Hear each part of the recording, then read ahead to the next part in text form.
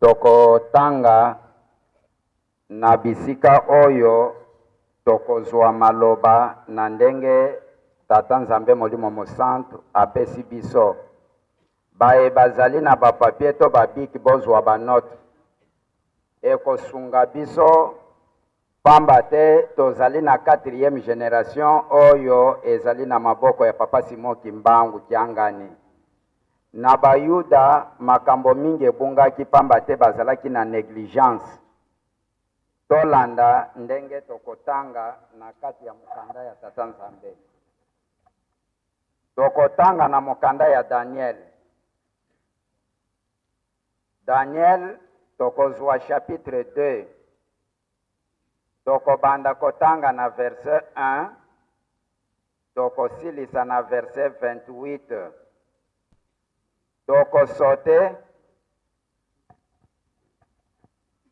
Tokosote tokotanga lisusu verset 44. Tolobi Daniel chapitre 2 verset 1 à 28, virgule 44. 1 Roi chapitre 3 verset 16 à 28. 1 Roi chapitre 3 verset 16 à 28. Référence mususu ezali na 2 Rois. 2 Rois chapitre 5 verset 1 à 19. 2 Rois chapitre 5 verset 1 à 19. Kosilisa ezali na 1 Samuel chapitre 16 verset 1 à 13. 1 Samuel chapitre 16 verset 1 à 13. Na mokanda ya Daniel unande tokosala lecture. Kasi mikanda mususu misatu oyo toko explique yango batu na batu bakotanga na babible na bandako bisika tozali. Me toko limbola yango na tango tokoleka. Oyo tolobi ya 1 Roi chapitre 3 verset 16 à 28. Ezali esika bamama mibale bazalaki kowela mwana moko ya kokufa mususu ya bomoi. Nde Salomo mutu na Nzambe akataki likambo. Référence mususu oyo tolobi ya 2 Rois chapitre 5 verset 1 à 19. Ezali koloba maladi ya Namani mokonzi ya basoda oyo nganga Nzambe monene Elize abikisaki ye. Toye kosilisa na 1 Samuel chapitre 16 verset 1 à 23. Totangi mokanda ya Tata Nzambe. Bible oyo tozali kotanga ezali Bible universelle. Biso bakimbangiste tosala Bible te, tozalaka na Bible na biso moko ya bakimbangiste te. Makambo oyo totangi ndenge Tata mokonzi abule Nzambe Molimo Mosantu Papa Simon Kimbangu Kiangani alobi, makambo mingi tozali kotungisama pamba te to neglige likambo ya Tata Nzambe, me manso ezali na kati ya Bible. Esika totangi ezali koloba makambo ebele, me toko resume yango na kanisi na biso bato tozali awa na ndako ya Nzambe. Na bae bazali kolanda biso bipai na bipai. Tozali na ba Bible, totanga yango malamu ba passage oyo topesi. Totala nani mutu akoki kosilisila biso pasi tozali na yango. Totala nani mutu akoki kosilisila biso pasi oyo tozali na yango. Nde na mokanda ya Daniel esika totangi ezalaki mokonzi na Babylone, roi Nabucodonosor. Azalaki mokonzi, azalaki korenye na Babylone. Aloti amoni ndoto moko esali ye pasi. Sikoyo mayele na ye ezalaki na banganga kisi. Na batu ya mayele oyo batangi mingi. Na banganga mayele, na banganga minzoto bastronaute oyo balobaka makambo ya ndenge na ndenge. Roi Nabucodonosor atiaki elikya na batu wana. abengisi bango bamagicien, bandoki, banganga kisi, bato oyo baza na biloko ya molili ya makasi. Ayebisi bango alobi, bino nde natielaka motema na bokonzi na ngai. Boyebisa ngai ndoto oyo naloti lelo, mpe bolimbolela ngai yango. Soki bolobi yango te, nakoboma bino mpe bakopanza bandako na bino. Makambo oyo esalamaki na Babilone. Bato ya bakisi, bamagicien, bandoki, banganga minzoto, bato ya mayele, batutani mitu, balobi antuka tokokoka te. Bazongi bayebisi mokonzi, yebisa biso ndoto, biso tolimbola yango. Mokonzi alobi, nakoloba ndoto te, kasi bino lokola boza banganga, bato ya mayele, banganga kisi, bamagicien, boluka ndoto nini na loti pe bolimbolela ngai yango. Bazongi mbala ya mibale bamoni ke mokili mobimba mutu akoki koyeba likambo ndenge wana azali te. Nde bazongi bayebisi lisusu mokonzi balobi, tomata tokita na bamezo na biso, na baloge na biso, na banimero nyonso ya bamaji toza na yango, mutu moko te akokoka likambo oyo ozali kosenga. Kaka Nzambe mutu akoki koyeba likambo oyo ozali koyebisa biso. Roi Nabucodonosor apesi mitindo na chef d'état-major Ariok. Alobi, zwa bato oyo nyonso kende boma bango. Na kati na bato oyo balingaki koboma, ezali na Bayuda oyo batekamaka bazalaka na bowumbu na Babilone. Toyebi Daniel na Shadrach, Meshach na Abednego. Bazalaki kuna. Nde tango balobi babuma bato nyonso na bango pe basengelaki kobuma bango. Sikoyo, Daniel ayebisi chef d'état-major alobi, mokonzi aza kosilika probleme yango penza ezali nini? Alobi alotaki ndoto, toyebi yango te zoloba nini. Ndoto yango pe alobi te, yango ayebisi bandoki, na bamagicien, bamarabu, bato oyo batambolaka na molili, baluka na bamezo na bango na banimero ya baloge, bamaikari, batalisman, batala nano soki bakozwa likambo wana, tolembi biso nyonso mutu akokoka azali te. Nde mokonzi alobi babuma bango. Daniel alobi, kende yebisa Roi Nabucodonosor, bopesa ngai ngonga muke na bondela esika papa alobi na mokili mobimba. Seule solution tokoki kozwila kimia na mokili kaka mabondeli.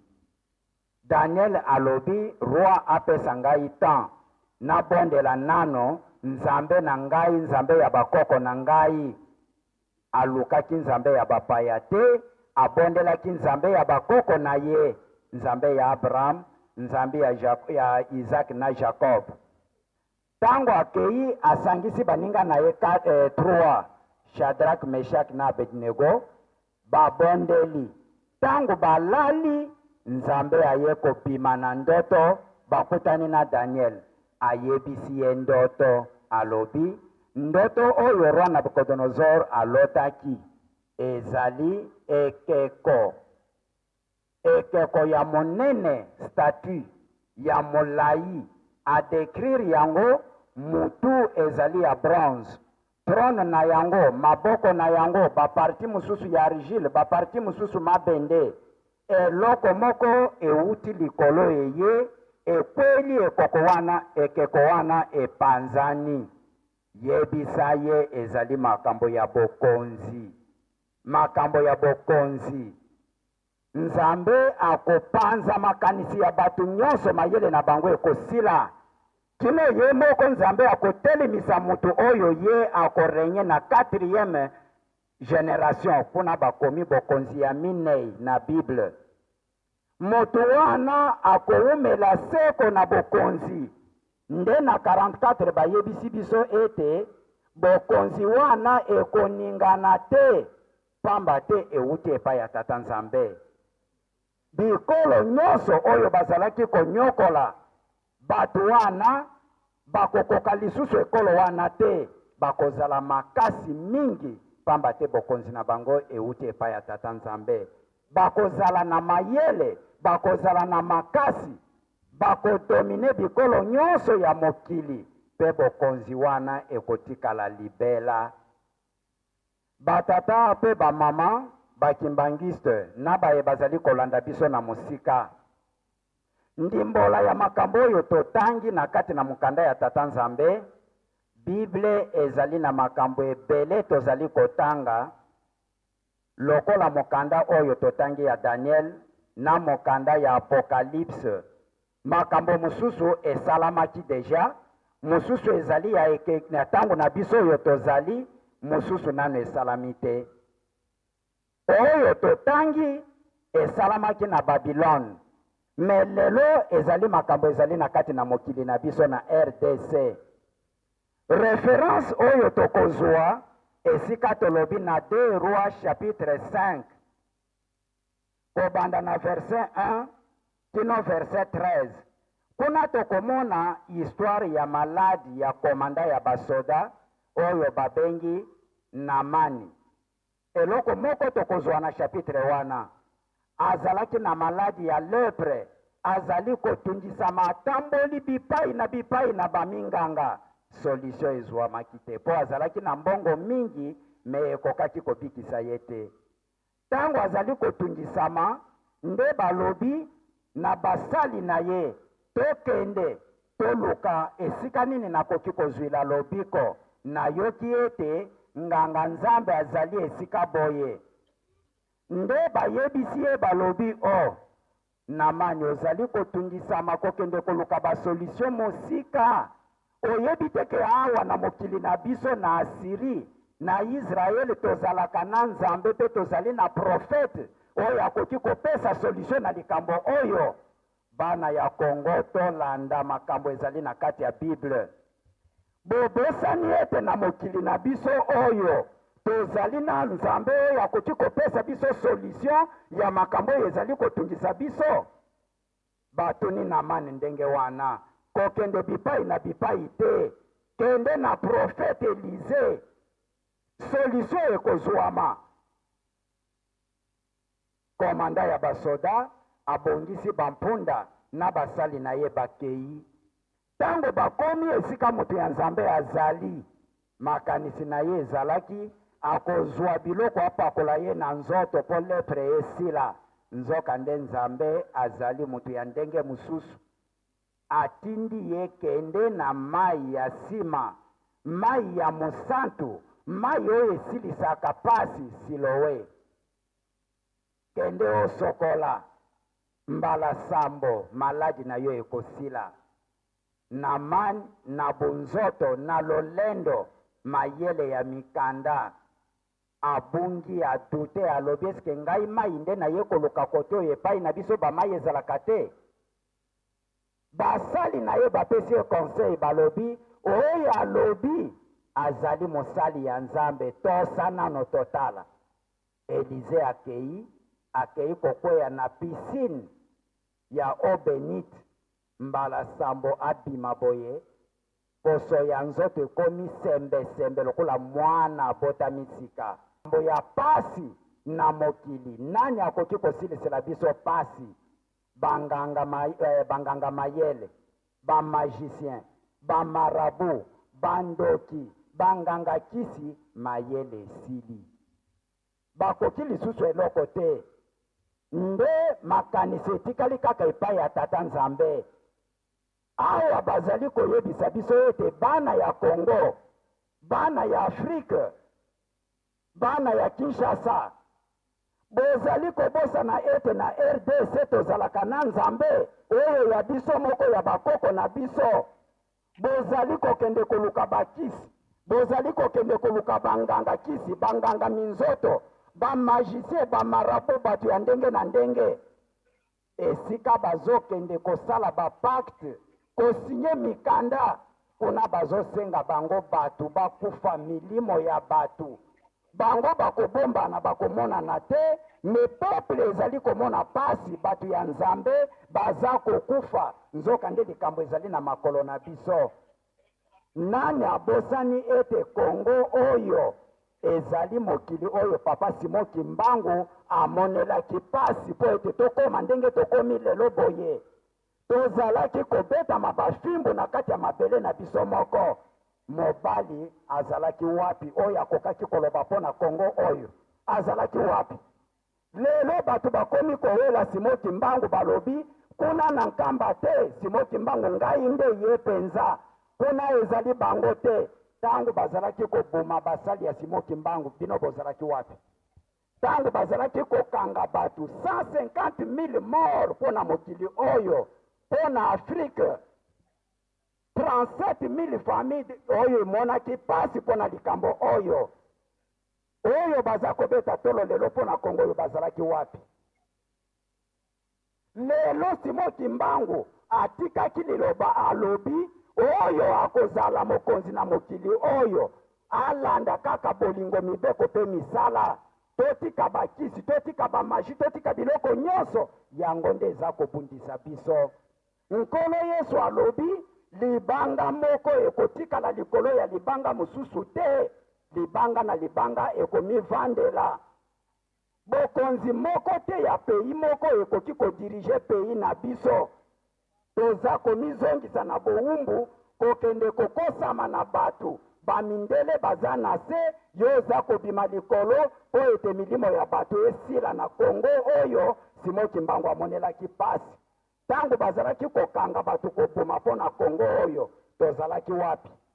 Lelo oyo tobosani kombo ya Simon Kimbangu oyo avandi lelo toza komona ye wana. Solution ya mokili ezali na maboko na ye. Liloba na ye ekopesa kimia na Kongo oyo tozali. Ezali bitumba te, ezali koswana te, ezali koboma batu te na minduki, na kosala mabe, na agression, na mubulu, nde tokozwa solution.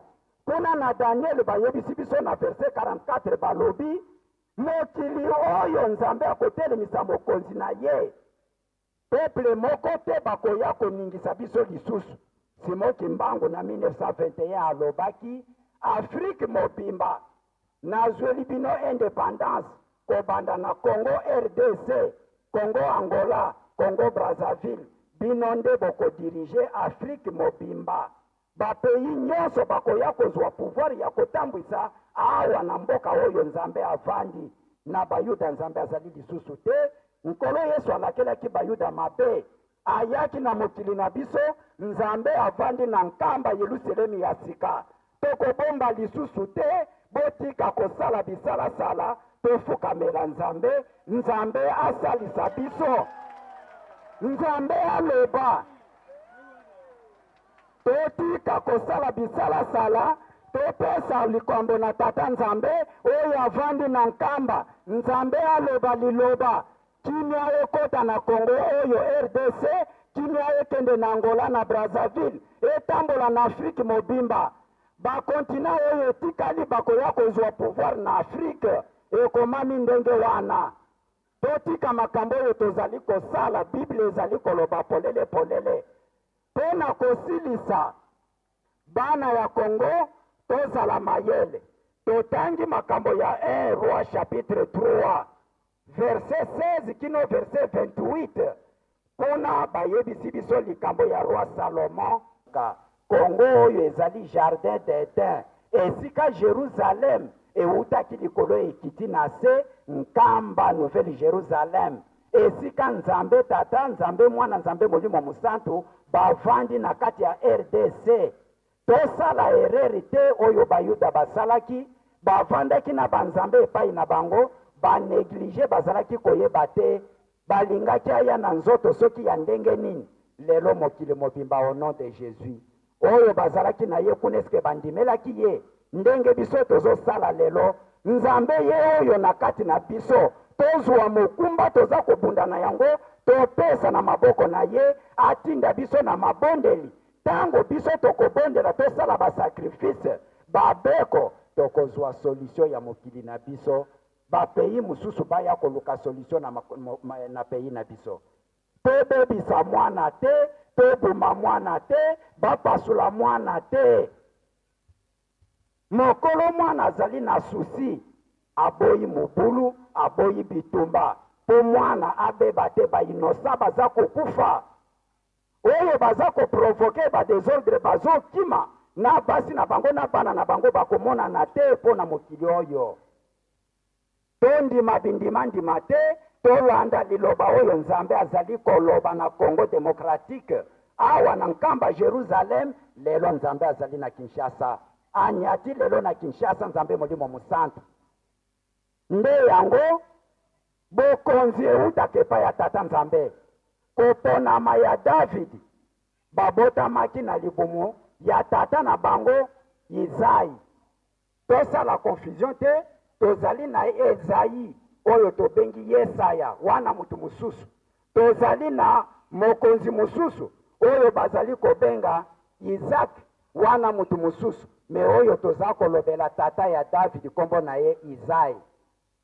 abotaki bana mibali nzambe atindi Samuel kende etala na kati ya libota wana mokonzi oyo akotambwisa mokili oyo azali na kati ya mokili wana na ndako wana bambinga ya bato oyo Izai abotaki batandami na mulongo ngai nde mutu natangaki mingi Samuel atuna nzambe alobi wana te ye te longola ye moko na moko bango nyonso basili nzambe alobi Samuel tuna tata na bango bana nyonso bango wana alobi ka mwana moko ya muke le plus jeune ye wana kende luka ye bake koluka David ka mwana muke aye kobima nzambe alobi mokonzi ye wana Samuel apesi ye pouvoir eutaki epai ya tata nzambe nani abosani misala David asalaki na Bible biso nyonso toyebi nde balobi nzambe atalaka libanda te azali kotala eloko yatiaki na kati ya mutu na ye oyo nzambe aponi kaka ye wana ye yango biso bakimbangiste tozalaka nsima ya luyalu tozalaka nsima ya leta oyo azali na kiti yende biso tokopesa maboko yende tokolanda maye toza kolanda totika bisalasala bokonzi ya tata nzambe ezali na mokili na biso banzambe bavandi na mokili na biso balobi totika bitumba totonga Yerusalemi awa tozali kotonga mize toza kotonga Yerusalemi nani azali koyoka te tozolobela lisusu na bandako te toza koloba libanda bana ya Kongo boyoka bokoya kokosa makambo bozalaki na yango boyebisaki biso te nzambe azali na nkamba boya totonga mize totika makambo oyo tozali kosala topesa charge na mokolo mokili ye moko nzambe aloba liloba Kongo na biso ezwa kimia napesi maloba na moninga na ngai na kombo ya tata mwana pe tata molimo santo papa po pesi biso nzela toloba na kombo ya tata mwana pe tata molimo santo papa aye na mission pastorale kote ya bana na ye nzambe alobi mbala mibale na kati ya mokili mbala liboso alobaki na bayuda ya mibale asa koloba epai na biso biso tolobaka kaka soki tozalaki na ntango wana nde tosalaki erreur te yango wana bayuda bakomi lokola référence oyo kati ya mbila akwei na ntongo apesi bato bakomata na après-midi mayele to bayuda nde bakweyaki na ntongo biso nde tozwa mayele tozwa référence na kati ya bible totanga biso nyonso ndenge balobi papa alobeli makambo etali Matthieu na kosala su commentaire te na premier chapitre bapesi papa alobeli makambo ya nzembo apesaki awa mabota nyonso esangana totali yango na kati ya Matthieu na mokanda oyo ya Matthieu chapitre 23 tobandi na verset 37 elobi boye bino bato ya Yerusalemi tango nzambe atindelaka bino baprofete boboyaka bango mpe bobomaka bango na mabanga nzoka nde ngai mbala na mbala namekaki kosangisa bino pembeni na ngai ndenge soso asangisaka bana na yango na se ya mapapu kasi bino boboyaki yango wana nzambe akosundola mboka na bino mpe ekobeba nalobi na bino bokomona ngai lisusu te ti ntango bokoloba nkolo abenisa moto oyo ayei na kombo na ye. Nkolo Yesu ayaki mpo ete aluka meme ya Israele ebungaki. Atei posa na ye asangisa Israele ndenge soso asangisaka bana na ye. Susi ya nkolo Yesu yango wana. Kasi bana Israele baboyaki asangisa bango. Or ye mokonzi batindelaki ye bango. Ye nde bazalaki kozela. Me amekaki kosangisa bango batosaki ye te. Babomi baprofete na ye moko pe babomaki ye. Lelo susi ya papa kosangisa biso nyonso ndenge soso asangisaka bana na ye. Yango wana yeli awa. Yango nde asengaki nzembo awa. Susi na ye mabota manso tosangana oturi ya tata Nzambe ndenge soso asangisaka bana na ye. Eloko ya yeli nde yango wana. Kasi babomaki ye. Soko na Matthieu 24, Nkolo Yesu alakisi pasi oyo papa alobeli lelo na Matthieu 24. Papa Simon Kimbangu, tango ayaki na 1921, ayaki po ete alamusa peuple congolais, mutu mwindu alamuka. Po na plan ya mindele, plan na bango ezali boye. Pour maintenir un peuple, bien l'homme noir, dans la misère et dans la pauvreté, bazwaki mesure, et l'okaliboso, il faut qu'il soit incapable de raisonner qui suis-je. Donc il faut mutu mwindu, amitungisaka te akanisaka te ngana zanani. Donc éveil de conscience. Le kimbangisme est l'éveil de la conscience de l'homme noir. Po mundele azola lisa mutu mwindu, amitunaka te nazali nani. Na kosala nini po etina se développer.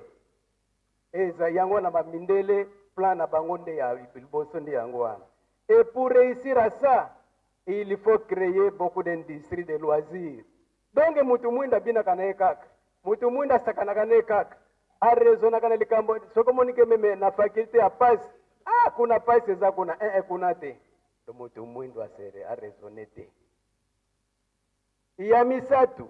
Il faut déstabiliser les structures établies par des guerres civiles. Donc, il faut, il faut ayakotia bino songi, bobo mamboka na bino, pas de structures établies. Yangonde papa Simon Kimbangu na 1921. Na 1921, papa Simon Kimbangu na Mbanza-Nsanda le 10 septembre.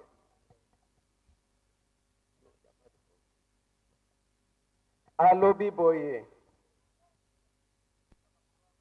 Car j'ai été envoyé pour libérer le peuple du Congo et la race noire du monde entier. L'homme noir deviendra blanc et l'homme blanc deviendra noir. Car les fondements spirituels et moraux tels que nous les connaissons aujourd'hui seront profondément ébranlés. Tala ndenge bokoko na biso ndenge bamindele babungisi yango. Bokoko babungisi yango. Mutu mwindo kokoma mundele, mundele akokoma mutu mwindo. Nde phrase otoyebi yango.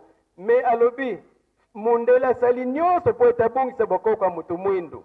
Tomi yeba lisusu te. Tomi tunaka te qui sommes nous.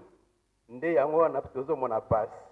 Na paragraphe elandi alobi, mais les décennies qui suivront la libération de l'Afrique seront terribles et atroces, car tous les premiers gouvernants de l'Afrique libre travailleront au bénéfice des Blancs. Un grand désordre spirituel et matériel s'installera. Les gouvernements de l'Afrique entraîneront sur les conseils des Blancs leurs populations respectives dans des guerres meurtrières et s'entretueront. La misère s'installera. Beaucoup de jeunes quitteront l'Afrique dans l'espoir d'aller chercher le bien-être dans les pays des Blancs. Ils parleront toutes les langues des Blancs. Batata, bamama, papa Simon Kimbangu, alobaki yango banda 1921.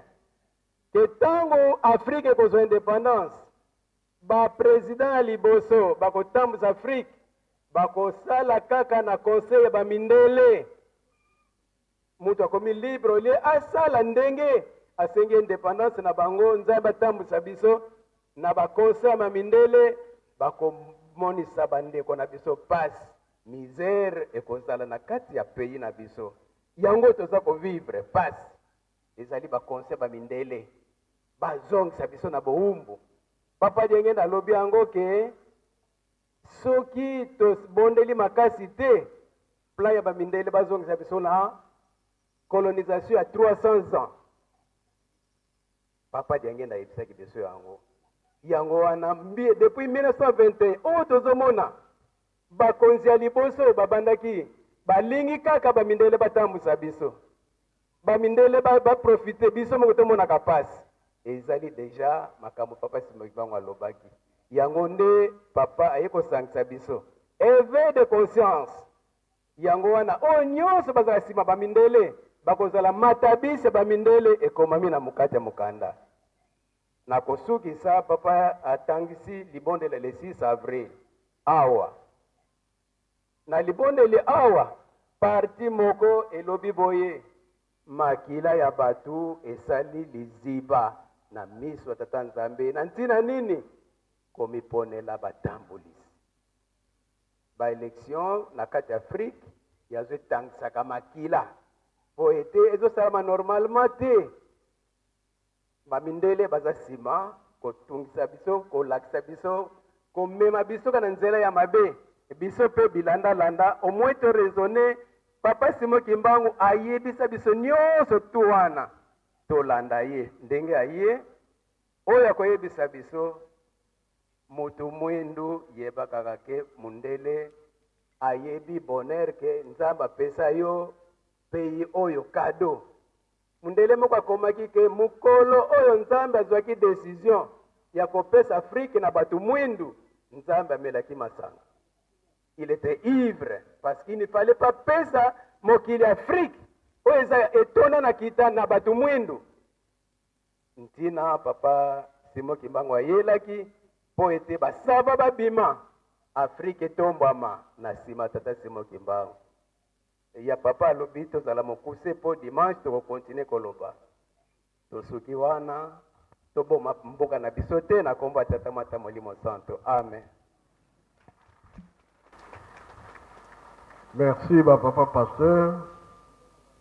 Merci maman Nabandeko Rabiso otangi libone le 6 avril. Ezanantina poke novana. Nzambe mutaye baka oiza koya liboso. Nzambe pe muta abongisaka makambo. Pona biso bato nde foto lele pa Tata Nzambe. Tuwebike tobebisaka. Biso bosome oyo tozwaki oyo ezali eutaki na ye moko Tata Nzambe ke mikili mobimba po abamisalela bango moko. Totali pe biso bapasi oyo bakoko na biso bamonaki ezala Angola, RDC, Brazzaville. Tokozonga lisusu buwumbu mbala mibale te. Soki tolandi bana Israel so bakotaki buwumbu po bazongelaki. Babilona bazokoyoka kuna nde bakendaki kosala buwumbu mbala mibale. Ege batangi ba Daniel. Metango alongaki mokonzi wana apesaki ye ki ministre mokonzi monene. Pona nini bandoto kaka na makambo ya kosambela oyo bamonaki ke Nzambe ya solo nde yango wana. Babwaki na libula nkosi lion me abimaka butu mobimba. Lion soki bazana esika balete okwei nanu te minu se ebimaki libanda. Metango babwakaki Daniel lion moko abuzaki ye te. Mokonzi mpe yaki kotuna Daniel ozali nazali. Nzambe ya solo nde yeyo. kambo oyo moto yango tata nzambe eza ya mokili mobimba les 5 continents toza na mpasi mboka moko te tozomona ke tabo akabola mboka boye eloko boye na boye elesaka bango mokili mobimba ezali bongo me ntango makambo wana ezali eloko wana elesaka mokili mobimba